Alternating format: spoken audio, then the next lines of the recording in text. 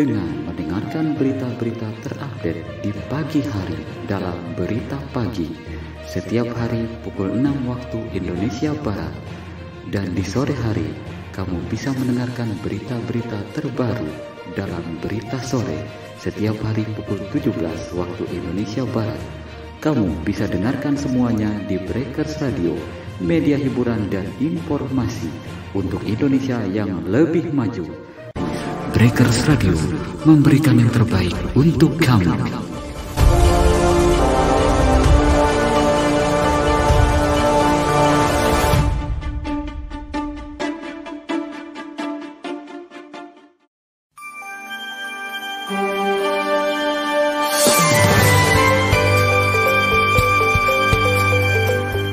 Sahabat Inspirasi, sesaat lagi kamu akan mendengarkan Warta Berita bersama Breakers Radio, media hiburan dan informasi.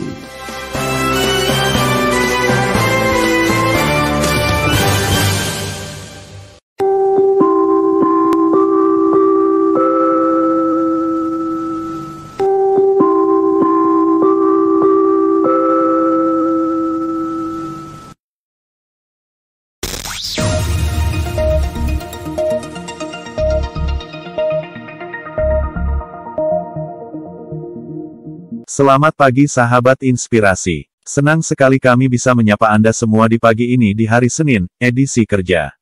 Tanggal 12 Juni tahun 2023 bersama saya Paimin. Berita pagi ini bisa juga Anda dengarkan di Radio Bintang Muara, Bengkulu Kepahyang, frekuensi 97,2 FM. Follow juga Facebook Breakers Radio Streaming, atau Instagram breakersradio.it. Inilah serangkaian berita pagi yang kami sajikan untuk Anda.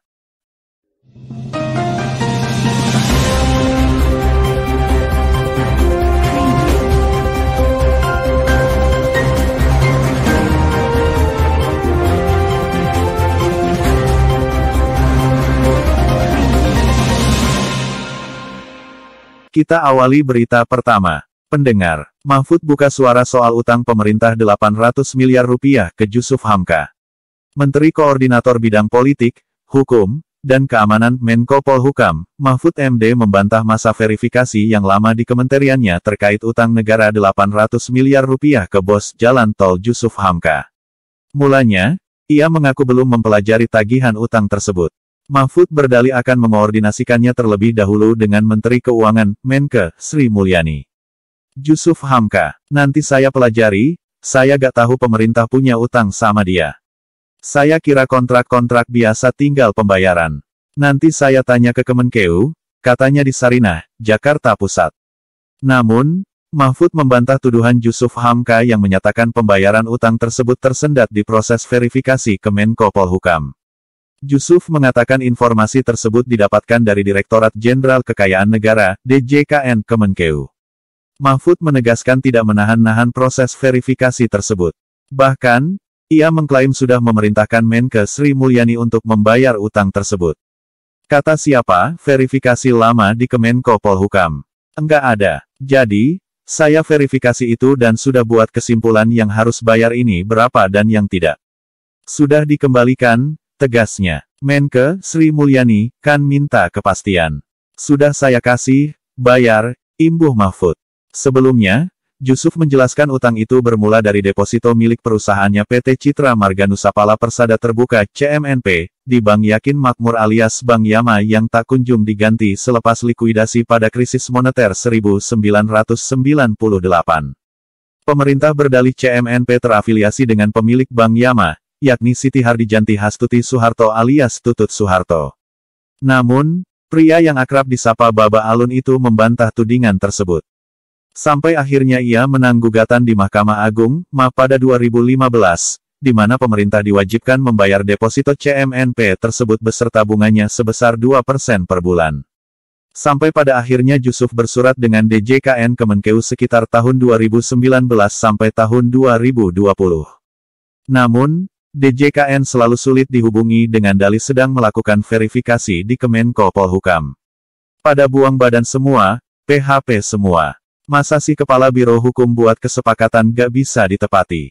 Oh iya nanti, saya Menke Sri Mulyani akan teruskan ke DJKN, suruh perhatikan. Janji-janji PHP, jelasnya saat dikonfirmasi.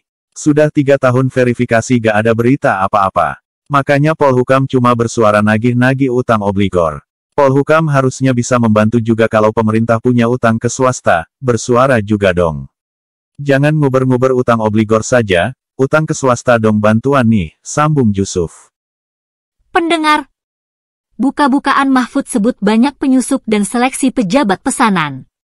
Menko Polhukam Mahfud MD buka-bukaan soal banyaknya penyusup di kementerian, lembaga dan seleksi pejabat pesanan.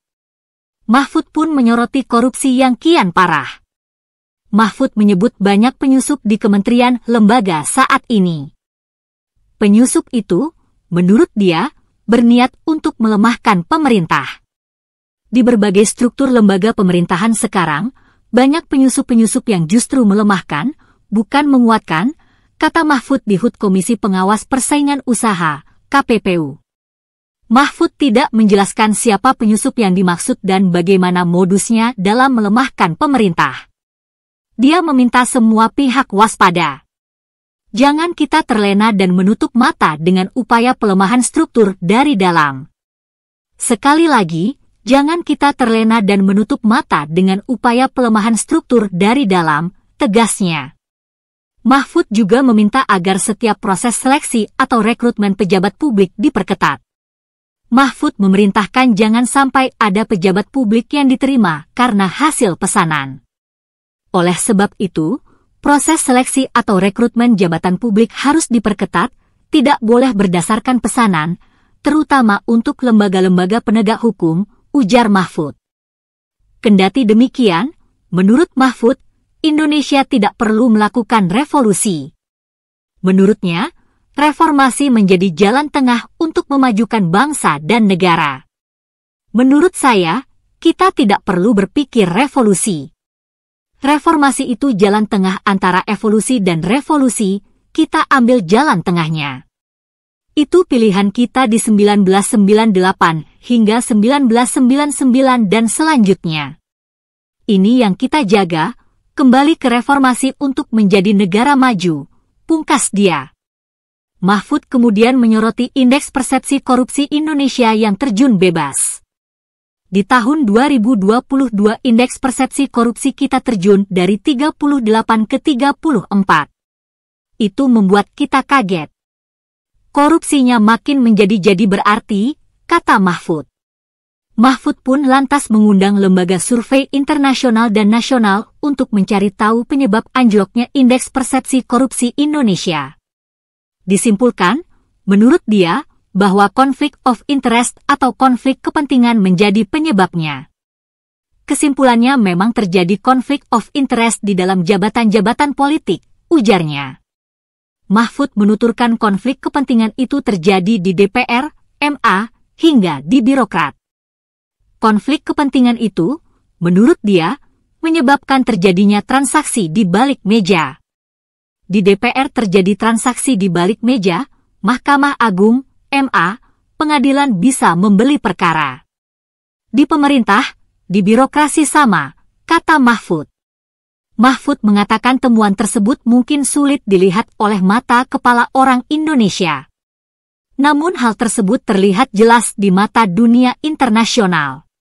Di DPR ada konflik of interest. Pekerjaan anggota DPR, tapi punya konsultan hukum. Nanti kalau ada masalah, tolong dibantu ini, itu. Dibawa ke pengadilan, pengadilannya korupsi lagi. Sampai hakimnya ditangkap, jaksa ditangkap, polisi ditangkap dan seterusnya, tutur Mahfud. Pendengar, Puan kini sebut Cak Imin dan Airlangga masuk radar Cawapres Ganjar. Ketua DPP PDIP Puan Maharani kembali menyebut nama-nama yang masuk radar bakal calon wakil presiden, Bacawa Pres, yang akan mendampingi Ganjar Pranowo. Ada nama Ketua Umum PKB, Muhaimin Iskandar alias Cak Imin hingga Ketum Partai Golkar Airlangga Hartarto. Dilansir Detik Jateng, Puan menyebut Cak Imin dan Airlangga masuk radar Cawapres Ganjar itu setelah membuka rakerda PDIP DIY di gedung DPD PDIP DIY, Jalan Tentara Rakyat Mataram, Kota Jogja. Puan menyebut PDIP masih akan berkomunikasi dengan nama yang masuk radar Bacawa Pres Ganjar. Bahkan masih ada nama lain yang sekarang ini kami cermati. Saya juga akan melakukan komunikasi dengan Cak Imin, kemudian Pak Airlangga, dan yang lain-lain nama yang masih masuk dalam radar PDI Perjuangan untuk menjadi bacawa presnya Capres Pak Ganjar, kata Puan kepada wartawan. Puan juga mengatakan akan segera bertemu Agus Harimurti Yudhoyono, AHY, dalam waktu dekat. AHY diketahui juga masuk radar PDIP sebagai bacawa pres yang akan mendampingi Ganjar Pranowo. Dari nama-nama semua yang waktu itu saya sampaikan, saya sebutkan semuanya masuk kriteria untuk menjadi bacawa pres PDIP Perjuangan. Tentunya punya kelebihan masing-masing yang mana sampai saat ini masih kami cermati, ujarnya. Untuk diketahui, Puan menyebut setidaknya ada 10 nama yang masuk daftar bakal cawapres yang akan mendampingi Ganjar Pranowo pada Pilpres 2024. Pendengar, daftar partai dukung Anies Capres di Pilpres 2024. Jumlah partai politik yang mendukung mantan Gubernur DKI Jakarta Anies Baswedan sebagai bakal calon presiden, Capres, di Pilpres 2024 bertambah. Awalnya Partai Nasdem mengusung Anies menjadi Capres. Ketua Umum Nasdem Surya Paloh mendeklarasikan Anies pada Oktober 2022. Setelah itu PKS dan Demokrat yang menyatakan dukungan ke mantan Menteri Pendidikan tersebut. Ketiga partai ini lantas membentuk Koalisi Perubahan untuk Persatuan, KPP. Berikut daftar partai yang mendukung Anies di Pilpres 2024. Nasdem. Anies resmi dideklarasikan sebagai Capres 2024 oleh Partai Nasdem pada 3 Oktober 2022 lalu. Deklarasi itu diumumkan langsung oleh Ketua Umum Nasdem Surya Paloh di kantor DPP Partai Nasdem, Gondangdia, Jakarta Pusat. Inilah kenapa akhirnya Nasdem melihat sosok Anies Rashid Baswedan. Kami yakin pikiran dalam perspektif baik makro-mikro sejalan dengan apa yang kami yakini. Kami titipkan perjalanan bangsa ke depan insya Allah jika Anies terpilih nantinya pimpin bangsa jadi bangsa lebih bermartabat, kata Paloh. Demokrat. Majelis Tinggi DPP Partai Demokrat telah resmi menguatkan dukungan Demokrat bagi Anies sebagai Capres 2024. Pertemuan Majelis Tinggi Partai jadi ketetapan hukum Partai Demokrat sesuai diatur dalam Ed. Art. tahun 2020. Kewenangan Majelis Tinggi Partai Demokrat adalah menentukan koalisi dalam pemilu dan tentukan Capres dan Cawapres, kata Ketum Demokrat Agus Harimurti Yudhoyono di kantor DPP Demokrat, Jakarta. Keputusan kami hadirkan dalam rapat tadi malam dimanifestasikan dalam pertemuan tadi di hadapan Pak Anies, harapan aspirasi dan makin kuatkan tekad Bapak Anies untuk terus berjuang dan makin kuat dan makin memiliki keyakinan beliau tak sendirian. Ada kami Partai Demokrat dari pusat dan daerah, jelas Sahaye. PKS. Anies juga mendapat dukungan dari PKS. Presiden PKS Ahmad Syaiqo yang menyampaikan deklarasi secara langsung di markas DPP PKS. Alhamdulillah pembahasan mengerucut sosok yang dimaksud itu jatuh pada Anies Rashid Baswedan. Kita usung beliau menjadi tokoh nasional. Dan Allah takdirkan sebagai presiden, ujar Syaiqo. Keputusan PKS untuk mendukung Anies merupakan hasil keputusan musyawarah Majelis Syura 8 PKS. Syaiqo menyebut keputusan tersebut hadir juga telah melalui proses musyawarah dan dibahas secara saksama oleh sejumlah pihak. Partai Umat. Partai Umat juga memastikan dukungan terhadap Anies. Dukungan tersebut diungkap Ketua Majelis Syuro Partai Umat Amin Rais dalam penutupan Rapat Kerja Nasional, Rakernas, I Partai Umat, di Jakarta. Jadi, tadi mengenai Presiden, itu disebut langsung namanya Anies Baswedan, kata Amin. Partai Masyumi. Ketua Majelis Syuro DPP Partai Masyumi Abdullah Hehamahwa mengungkap keputusan mendukung Anies sudah ditetapkan dalam rapat Majelis Syuro Masyumi pada Minggu 4 Juni lalu. Kami resmi dukung Anies. Saya sebagai Ketua Majelis Syuro yang memutuskan itu dengan teman-teman Majelis Syuro. Terakhir, rapat, Ahad lalu, ujar Abdullah pada CNN Indonesia.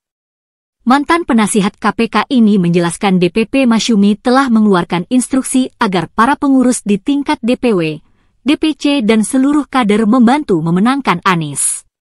Namun, Hingga kini koalisi pengusung Anies, Nasdem, Demokrat, dan PKS belum menetapkan cawapres pendamping Anies di Pilpres 2024. Mereka masih menggodok nama potensial pendamping Anies. Pendengar, Mardiono, Sandiaga Uno resmi gabung P3 Rabu pekan depan.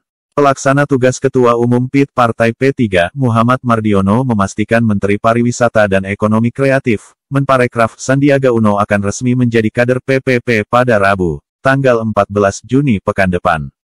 Insya Allah nanti dalam minggu depan kalau enggak salah hari Rabu ya. Hari Rabu itu nanti insya Allah secara resmi ini akan kita lakukan penandatanganan, atas komitmen Pak Sandi berjuang bersama PPP, kata Mardiono kepada wartawan dalam acara deklarasi pemilu ramah HAM di Komnas HAM, Jakarta. Mardiono berkata, Sandi telah melalui proses panjang sebelum bergabung ke Partai Kabah.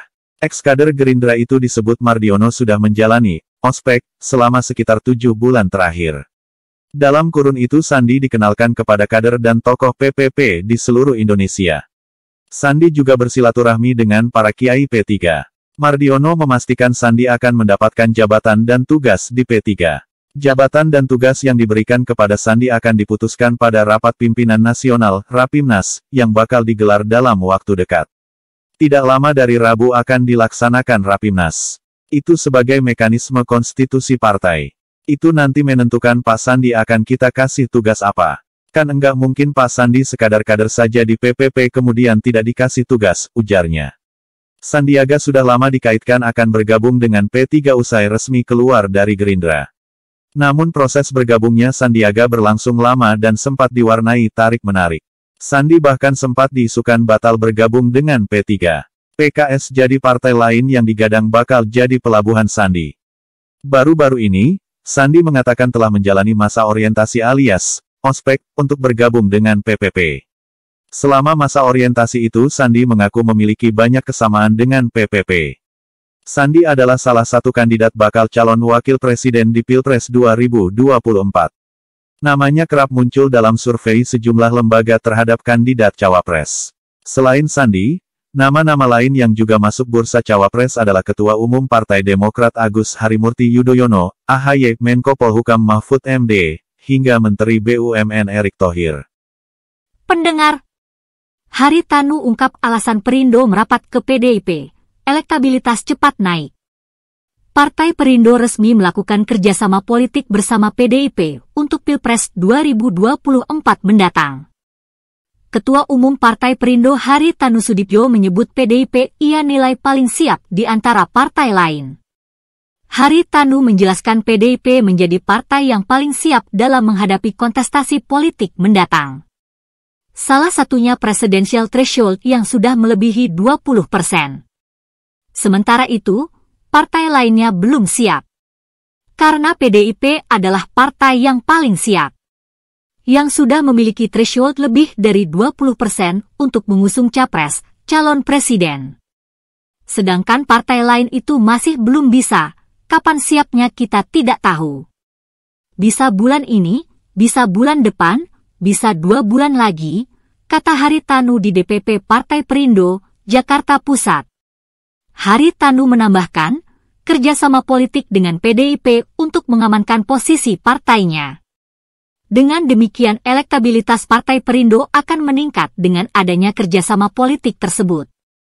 Jadi sebetulnya yang membedakan paling mendasar adalah kesiapan daripada PDIP untuk mengusung capresnya karena thresholdnya sudah terlewati di atas 20%, sehingga kerjasama yang kita lakukan itu adalah pasti, kata dia. Sehingga kita bisa memulai lebih cepat dari sekarang. Karena saya sangat berharap dengan adanya kerjasama ini elektabilitas Partai Perindo akan lebih cepat naik, imbuhnya. Alasan lain partainya merapat karena PDIP merupakan partai yang Pancasilais. Pak Ganjar Pranowo diterima masyarakat. Saya jujur juga Pak Prabowo diterima masyarakat.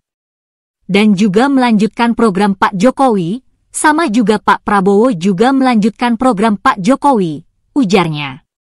Haritanu lantik Basperindo. Hal tersebut diungkap Haritanu dalam pelantikan Dewan Pengurus Nasional, Depan, Badan Serikat Pekerja Persatuan Indonesia, Basperindo, masa jabatan 2022 hingga 2027. Kini, Arnold Sihite ditunjuk jadi ketua. Haritanu meminta kepada Basperindo yang beranggotakan kaum buruh bisa memberikan sumbangsih untuk kemajuan partai dan Indonesia pada umumnya. Pelantikan dilakukan di kantor DPP Perindo, Jakarta Pusat. Basperindo harus menjaga inklusivitas, harus terbuka bagi siapapun bagi kesejahteraan buruh, agar satu organisasi bisa berkembang dengan baik harus bermanfaat bagi anggotanya, kata Haritanu dalam sambutannya. Pendengar, Ganjar sowan ke Ponpes Al-Kausar Al-Akbar di Medan, istri saya anak Kiai. Bakal calon presiden, baca pres PDI Perjuangan, Ganjar Pranowo, menyambangi Pondok Pesantren Modern Al-Kausar Al-Akbar di Jalan Pelajar, Kota Medan, Sumatera Utara hari ini. Kedatangan Ganjar untuk silaturahmi dengan jajaran pengurus pesantren. Saya waktu itu janji bisa sowan dan alhamdulillah bisa sowan, kata Ganjar di Pondok Pesantren Modern Al-Kausar Al-Akbar, Medan, Sumatera Utara. Ganjar merasa terhormat kedatangannya disambut positif seluruh elemen di Ponpes Al-Kausar Al-Akbar dengan oleh-oleh berupa ulos. Jadi, yang hadir tidak hanya para santri, tetapi saya dikasih ulos. Ulos, rajanya ulos, itu luar biasa, saya tersanjung dan terhormat. Saya terima kasih, ujar dia. Menurut Ganjar, situasi pondok pesantren bukanlah hal yang baru baginya. Ia mengulas sang istri yang datang dari keluarga Kiai. Kalau di pondok pesantren bukan tempat baru karena kebetulan istri saya anak Kiai, kakeknya Kiai, om-omnya Kiai dan waktu saya melamar istri saya, keluarga istri saya tidak pernah bertanya apa partaimu, kata Ganjar. Begitu, sehingga saya diterima saja, begitu saya tahu dari PDI Perjuangan baru dia tanya, loh, kamu dari PDIP gitu katanya, karena keluarga istri saya dari P3, sambungnya. Menurut Ganjar hal itulah yang membuat hubungannya dengan orang lain menghasilkan toleransi yang baik. Cerita ini, lanjut Ganjar, juga kerap ia bagikan ke teman sejawat. Jadi memang di Jawa Tengah suara PPP hilang satu, cuma satu aja loh hilangnya, itulah yang kemudian menjadi cerita yang sangat menarik ketika saya bertemu dengan banyak orang, ucapnya. Pendengar, Ganjar dan Bobi menantu Jokowi 2 jam semobil, bicara apa? Temui warga Medan, Ganjar minta ulangi kemenangan Jokowi di Sumut saat 2019. Ketua DPP Partai PDIP Jarod Syaiful Hidayat mengatakan wali kota Medan Bobi Nasution dan bakal calon presiden, baca pres, Ganjar Pranowo satu mobil saat kunjungan konsolidasi di Medan. Jarod mengatakan keduanya membahas tentang pemerintahan. Jarod mulanya menyebut Ganjar merupakan capres yang memiliki rekam jejak perjuangan dari nol. Ganjar dilahirkan dari seorang ayah berstatus tamtama di kepolisian. Bapaknya tamtama polisi, susah hidupnya, tapi beliau benar-benar dengan optimisme dan semangat luar biasa didikan keluarga. Beliau benar-benar jadi menikmati, ketemu sama saya waktu di Jakarta dia, Mas Jarod, saya ini seringkali hampir tidak pernah sadar sebagai calon presiden, kata Jarod menirukan pernyataan Ganjar di Gor Serbaguna Unimed, Medan, Sumatera Utara. Jarod mengatakan Ganjar tak sadar jika dirinya adalah capres lantaran kerap berkomunikasi dengan rakyat. Ia lalu menyinggung kesederhanaan Ganjar dan Bobi. Begitu sampai di bandara, Kuala Namu, saya lihat, Mas Ganjar ditemani sama Mas Bobi. Ini Mas Bobi betul nggak Mas Bobi? Tak pikir itu naik Alphard Pak, naik mobil mewah, nggak. Saya cari-cari ternyata naik Innova. Terus-menerus keliling, inilah pemimpin yang berasal dari rakyat, katanya. Jarod mempertanyakan apa pembahasan antara Ganjar dan Bobi selama 2 jam di mobil. Ia menyebut keduanya bercakap soal pemerintahan. Saya tidak tahu apa yang dibicarakan Mas Bobi sama Mas Ganjar di mobil yang 2 jam itu saya nggak tahu, ya. Tapi, saya bisik-bisik sama Mas Ganjar, ngomong opo we tadi Mas Bobi, aku wong Jowo yo, tutur Jarod. Ngomong opo we dengan Mas Bobi. Bicara apa aja dengan Bobi, biasa berdiskusi. Sama seperti saya biasa berdiskusi dengan mertuanya Bapak Joko Widodo tentang bagaimana pengelolaan pemerintahan, sambungnya. Jarod kemudian menepis jika Presiden Jokowi diisukan tidak mendukung Ganjar. Ia yakin Ganjar adalah sosok yang bisa meneruskan rekam jejak dari Jokowi. Ngono, begitu, kok diisukan Pak Jokowi tak mendukung Mas Ganjar, iya toh? Ingat loh beliau itu kader partai. Nah, oleh sebab itu, kita percaya bahwa Pak Ganjar ini benar-benar mampu melanjutkan, meneruskan kebaikan dan warisan yang ditinggalkan oleh Pak Jokowi sehingga Indonesia bisa lebih cepat lagi untuk meloncat menjadi negara maju selama 5 tahun ke depan, imbuhnya. Bakal calon presiden, baca pres, PDIP Ganjar Pranowo menyambangi Medan, Sumatera Utara, untuk melakukan konsolidasi dukungan.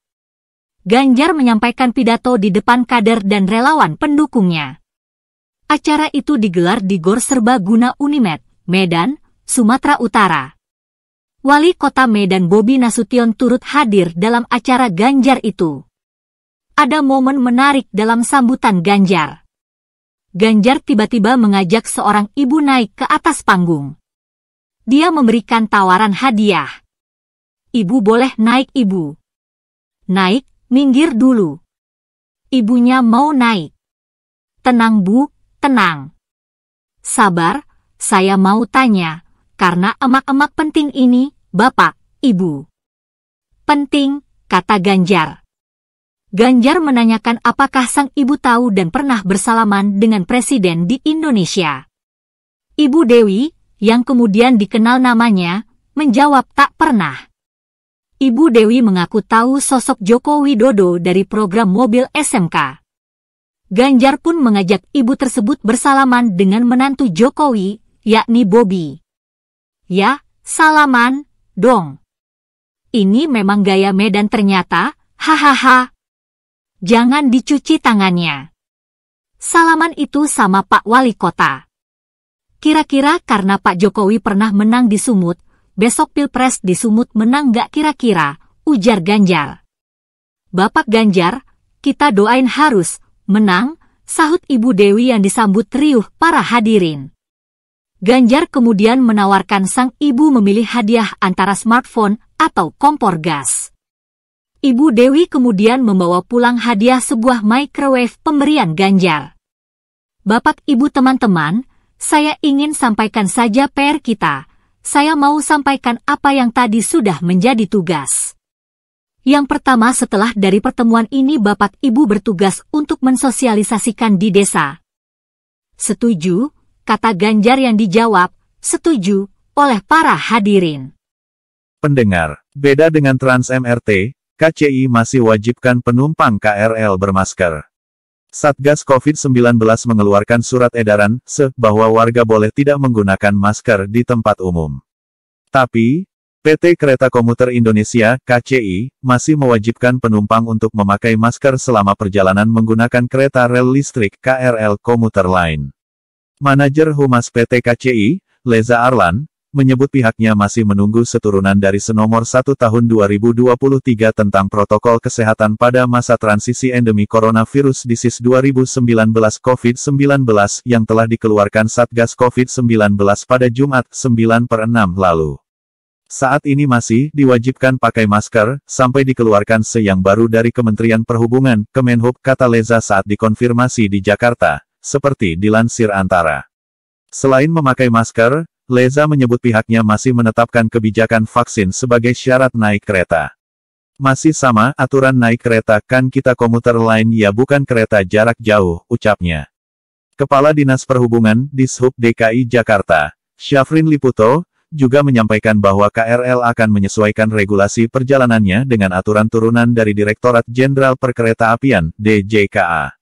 Sesuai Sesatgas Nasional Penanganan COVID-19 Nomor 1/2023, Jakarta juga sudah menyesuaikan, ujar Syafrin. Sebelumnya, Satgas Penanganan COVID-19 menerbitkan aturan protokol kesehatan pada masa transisi endemi COVID-19 seiring terkendalinya penyebaran kasus. Penyesuaian itu tercantum dalam Surat Edaran Satgas COVID-19 Nomor 1 Tahun 2023 tentang protokol kesehatan pada masa transisi endemi COVID-19. Surat edaran terbaru itu secara umum mengatur terkait protokol kesehatan kepada seluruh masyarakat yang hendak melakukan perjalanan dalam dan luar negeri, pelaku kegiatan berskala besar, dan kegiatan di fasilitas publik untuk melakukan perlindungan atau tanggung jawab secara pribadi untuk mencegah penularan COVID-19 dengan beberapa anjuran. Pendengar, pengacara harap pengadilan kabulkan Lukas NMB jadi tahanan kota. Sidang perdana mantan Gubernur Papua Lukas NMB terkait kasus suap dan gratifikasi akan digelar di Pengadilan Tipikor Jakarta besok. Ketua Tim Hukum Advokasi Gubernur Papua, HAG, Petrus Balapationa berharap pengadilan dapat mengizinkan Lukas berobat dan mengalihkan penahanan dari tahanan rutan ke tahanan rumah atau tahanan kota. Mulanya, Petrus mengatakan Komnas HAM telah mengeluarkan rekomendasi terkait kesehatan Lukas NMB. Petrus menyebutkan Komnas HAM merekomendasikan agar Lukas melanjutkan perawatan medis. Dalam rekomendasinya kepada Ketua KPK RI, Komnas HAM melalui surat yang ditandatangani Komisioner Pemantauan dan Penyelidikan Komnas HAM RI, Uli Parulian Sihombing, merekomendasikan memastikan agar saudara Lukas NMB dapat melanjutkan program perawatan medis yang dibutuhkan, yang diperoleh sejak sebelum penahanan, untuk tetap dapat dilanjutkan oleh dokter KPK, maupun RS lain yang ditunjuk oleh KPK, kata Petrus dalam keterangan tertulis. Petrus mengatakan rekomendasi itu ditujukan kepada Ketua KPK Firly Bahuri. Petrus menyebutkan Lukas NMB sebelum ditahan berada dalam kondisi dirawat dan diawasi oleh dokter pribadi dan dokter dari RS Mount Elizabeth Singapura di rumah pribadinya di Distrik Koya, Jayapura, Papua. Sebelum ditahan, Bapak Lukas NMB berada dalam kondisi dirawat dan diawasi secara ketat kesehatannya oleh dokter pribadi dan dokter dari RS Mount Elizabeth Singapura di rumah pribadinya di Distrik Koya, Jayapura, Papua. Selama dirawat, Bapak Lukas diawasi pola makan dan perkembangan kesehatannya dari waktu ke waktu oleh perawat, dokter jaga, dan dokter pribadinya, ujarnya. Dengan dikeluarkan rekomendasi dari Komnas HAM RI tersebut, Petrus berharap pengadilan dapat mengizinkan Lukas berobat. Dia juga memohon pengadilan untuk mengalihkan penahanan dari tahanan rutan ke tahanan rumah atau tahanan kota. Karena memang Bapak Lukas harus segera dirawat karena ginjalnya telah tidak berfungsi dan menunggu waktu untuk cuci darah, dan tidak hanya itu, sekarang diketahui Bapak Lukas juga mengidap hepatitis B yang dapat menulari tahanan lain dan pegawai rutan, ujarnya. Dalam kesempatan yang sama, anggota TAG lainnya, Emmanuel Herdianto, MG, mengatakan dalam rekomendasi Komnas HAM RI disebutkan agar Ketua KPK menjamin kepentingan pemenuhan HAM bagi tersangka sebagai keseimbangan prinsip HAM dan prinsip hukum pidana. Selain itu, rekomendasi Komnas HAM berisi memberikan akses pemenuhan hak atas kesehatan saudara Lukas NMB sesuai aturan perundang-undangan. Memberikan pelayanan kesehatan jika memang diperlukan, berdasarkan asesmen medis dari dokter yang kompeten, independen, termasuk terapi yang dibutuhkan untuk menguatkan kondisi fisik saudara Lukas NMB, ujar Emmanuel. Sedangkan menurut anggota TAG lainnya, Antonius Eko Nugroho, mengatakan 3 butir rekomendasi Komnas HAM antara lain adalah memastikan adanya skema perawatan gawat darurat ketika terjadi kondisi kesehatan darurat, bila dibutuhkan berdasarkan kekhususan kondisi kesehatan saudara Lukas NMB dapat mempertimbangkan untuk menyediakan dokter spesialis gizi yang dapat membantu mengatur asupan makanan agar tidak memperburuk kondisi kesehatan, dan menyampaikan informasi tindak lanjut dari rekomendasi ini ke Komnas HAM RI dalam kesempatan pertama. Sidang perdana Lukas NMB kasus suap dan gratifikasi yang menjerat Lukas NMB memasuki babak baru. Lukas bakal menjalani sidang perdana pada pekan depan. Untuk perkara terdakwa Lukas NMB sesuai penetapan majelis hakim akan disidang Senin 12 Juni, kata Kabag Pemberitaan KPK Ali Fikri kepada wartawan. Sidang akan digelar di Pengadilan Tipikor pada Pengadilan Negeri Jakarta Pusat. Jaksa KPK bakal membacakan dakwaan kepada Lukas NMB pada sidang perdana pekan depan. Agenda pembacaan surat dakwaan oleh Jaksa KPK, katanya. Pendengar, sebut riba haram bikin dosa, warga Kota Bekasi gugat Perdata ke MK. Warga Kota Bekasi Edwin Dwiana dan warga Kabupaten Bogor Utari Sulistiowati menggugat Perdata ke Mahkamah Konstitusi, MK. Keduanya menggugat pasal riba dengan alasan bertentangan dengan konstitusi.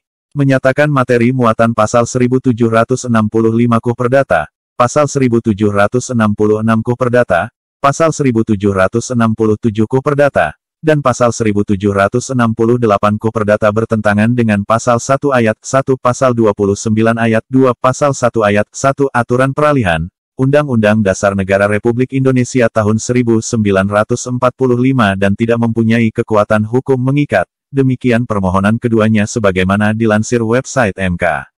Pemohon mengutip Al-Quran, artinya, wahai orang yang beriman, tinggalkanlah apa yang tersisa dari riba, jika kalian adalah orang-orang yang beriman. Maka jika kalian tidak meninggalkan, maka umumkanlah perang kepada Allah dan Rasul-Nya. Maka jika kalian bertaubat, maka bagi kalian adalah pokok harta kalian. Tidak berbuat zalim lagi terzalimi. Dan jika terdapat orang yang kesulitan, maka tundalah sampai datang kemudahan.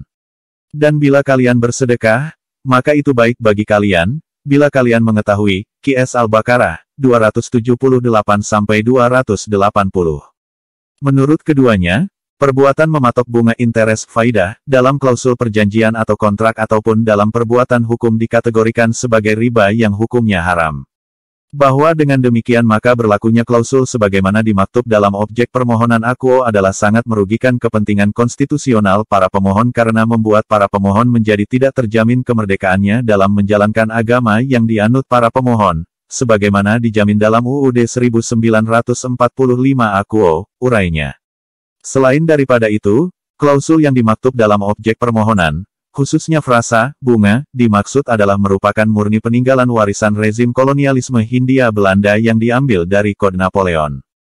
Yang tentu sangat tidak bersesuaian dengan semangat ekonomi Pancasila yang berlaku di Indonesia di mana diutamakan keadilan sosial bagi seluruh rakyat Indonesia, ucapnya. Dengan memberlakukan klausul, bunga, sebagaimana dimaktub dalam objek permohonan akuo, selain membuat tidak terjaminnya kemerdekaan para pemohon dalam kebebasan menjalankan agama Islam, yang harus tunduk dan taat pada aturan dan larangan yang diperintahkan dalam Al-Quran dan As-Sunnah, hal itu sangat tidak berkeadilan karena akan berdampak bahwa pihak kreditur akan berada dalam posisi yang lemah inferior dan pihak debitur selalu dalam posisi yang superior. Bahwa oleh karena juga mengingat betapa besarnya dosa riba sebagaimana diungkapkan dalam sebuah hadis yang intinya menyebutkan bahwa dosa riba yang terkecil adalah ibarat menzinahi ibu kandung sendiri, yang mana perbuatan riba itu bukan sekadar tercatat pada pihak yang berutang atau yang mengutangkannya, melainkan juga ikut serta pihak yang mencatatkannya, yang kesemuanya dianggap sebagai pelaku riba, maka sudah sepatutnya lah Majelis Hakim Konstitusi membatalkan objek permohonan akuo sehingga dalam alam akhirat kelak tidak tergolong sebagai kelompok yang mensahkan berlakunya riba bagi umat Islam di Indonesia, cetusnya. Kini berkas permohonan tersebut sudah didaftarkan dan diproses kepaniteraan MK. Pendengar, Kemenkominfo hormati permintaan Baduy dalam soal pemutusan sinyal internet. Tetua Adat Baduy meminta Desa Kanekes di Lewidamar, Lebak, bersih dari sinyal internet. Tetua Adat tak mau masyarakat terpengaruh konten negatif internet. Kementerian Komunikasi dan Informatika, Kemenkominfo, akan merespons permintaan dari Tetua Adat Baduy tentang pemutusan sinyal internet di Desa Kanekes, Lebak, Banten. Kemenkominfo akan bertindak setelah mendapat surat dari pemerintah Kabupaten Lebak. Direktur Jenderal Informasi dan Komunikasi Publik, IKP, Kemenkominfo Usman Kansong mengatakan, pihaknya menghormati permintaan Tetua Adat Baduy soal pemutusan sinyal internet. Hal ini dilakukan agar budaya, tradisi, dan kearifan lokal masyarakat Baduy tetap terjaga. Kita intinya menghormati permintaan Tetua Adat Baduy dalam yang meminta pemutusan internet ke arah Baduy dalam supaya kearifan lokal terjaga. Tetapi kebijakan apa yang kita ambil masih menunggu surat dari pemerintah Kabupaten Lebak, kata Usman kepada Detikcom dikonfirmasi. Rencananya setelah mendapat surat, Kemenkominfo akan memanggil operator seluler untuk membahas hal ini. Pemutusan sinyal internet di kawasan Baduy dalam pun bisa dilakukan. Kami akan cek jaringannya dari mana yang jelas itu sudah dioperasikan operator seluler. Operator mana saja itu nanti kita coba lihat. Nanti kita diskusikan langkah apa yang akan kita pakai. Kita putuskah atau seperti apa, jelasnya. Secara teknis bisa macam-macam, diputus saja atau dicopot. Kalau dia BTS dialihkan, di stop yang mengarah ke Baduy dalam itu bisa diatur, atau barangkali dikurangi kapasitasnya jadi tidak bisa download misalnya, sambungnya. Kata Usman, pemutusan sinyal internet hanya akan ada di kawasan Baduy dalam sesuai permintaan tetua adat. Kawasan Baduy luar dan daerah di sekitarnya tidak akan terdampak. Baduy dalam saja kan yang diminta hanya Baduy dalam, putus internet. Baduy luar tetap seperti biasa karena di Baduy luar jaringan internet dimanfaatkan warga Baduy untuk mempromosikan produk kerajinan mereka, jelasnya. Ya bisa saja, bisa diatur jadi daerah lain selain Baduy masih bisa dapat internet. Cangkupan luasnya bisa diatur, pungkasnya. Pendengar, Sandiaga soal resmi gabung P3 pekan depan, mohon didoakan. Menteri Pariwisata dan Ekonomi Kreatif, Menparekraf, Sandiaga Salahuddin Uno mengatakan segera berkoordinasi dengan pelaksana tugas Ketua Umum Partai P3, Muhammad Mardiono terkait dengan dirinya akan diresmikan sebagai kader P3. Mohon didoakan dan saya akan berkoordinasi dengan Pak Mardiono. Harapannya, mohon dilancarkan dan yang kita ingin bangun adalah percepatan pembangunan khususnya di bidang ekonomi, kata Sandiaga usai menghadiri dialog potensi ekonomi kreatif di pesantren, di Pondok Pesantren Anur, Kedung Banteng, Kabupaten Banyumas, Jawa Tengah, dilansir Antara. Ia mengatakan dalam pembangunan di bidang ekonomi, dari data terakhir pihaknya punya waktu yang sangat sempit untuk mewujudkan Indonesia maju. Karena itu, kata dia, harus segera ditentukan bahwa prioritas utama dari pembangunan ke depan adalah bidang ekonomi, membuka lapangan kerja, menjaga kestabilan harga bahan pokok, dan menghadirkan ekonomi yang berkeadilan. Saat ditanya apakah hal itu termasuk kontestasi calon wakil presiden, cawapres, Sandiaga enggan memberikan komentar. Itu nanti ranahnya Pak Mardiono. Terima kasih atas doanya, mudah-mudahan bisa kita wujudkan, katanya. Sementara saat memberi sambutan dalam dialog potensi ekonomi kreatif di pesantren, Bupati Banyumas Ahmad Hussein mengatakan para sesepuh Pondok Pesantren Anur berasal dari kalangan P3. Langsung saja, P3 sudah gabung dengan Pak Ganjar Gubernur Jawa Tengah Ganjar Pranowo yang merupakan calon presiden dari PDIP, iya kan?